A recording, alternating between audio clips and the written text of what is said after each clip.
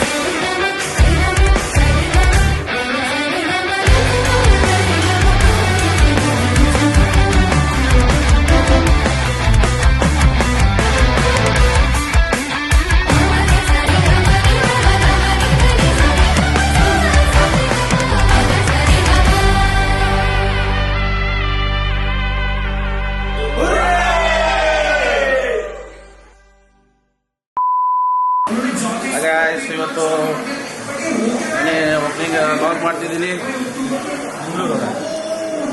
Bro ನಿಮ್ಮ ಅನಿಸಿಕೆ ಹೇಳಿ ಬ್ರೋ, ನಿಮ್ಮ ಅನಿಸಿಕೆ ಆಮೇಲೆ ಹೇಳ್ತೀರಾ? ಏನಿಲ್ವಾ? ಅರ್ಥ ಆಗಿಲ್ಲ ನನಗೆ ಕನ್ನಡ ಅಷ್ಟು ಅರ್ಥ ಆಗಲ್ಲ. ಊಟ ತುಂಬಾ ಚೆನ್ನಾಗಿದೆ, different culture, I like it.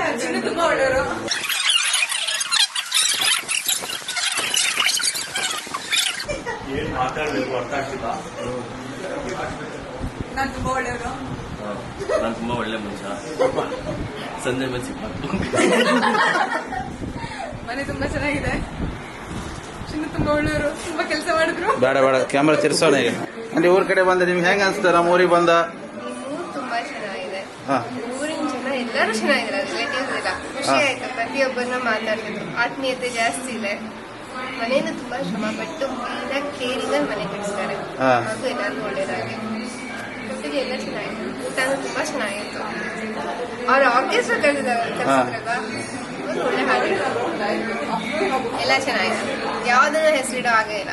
Enjoy ಮಾಡಿದ್ವಿ. ಬಿಸಿಲೆಲ್ಲೂ ಕೂಲ್ ಆಗಿದ್ವಿ. ಹಾ ಸಾಕು. ಅಂಕಲ್ ನೀವ್ ಹೇಳಿ. ಮಿಸಸ್ ಹೇಳಿದ್ರಲ್ಲ ಎಲ್ಲ ಕರೆಕ್ಟ್ ಆಗಿದೆ. ಮಿಸಸ್ ಸ್ವಲ್ಪ ಜಾಸ್ತಿ ಮನೆ ಮಕ್ಕಳ ಬಗ್ಗೆ ನಿನ್ನ ಅನಿಸಿಕೆ? ಚೆನ್ನಾಗಿದೆ. ಹಾ. ಮೆಟ್ಟೊಂದೋಯ್ತು.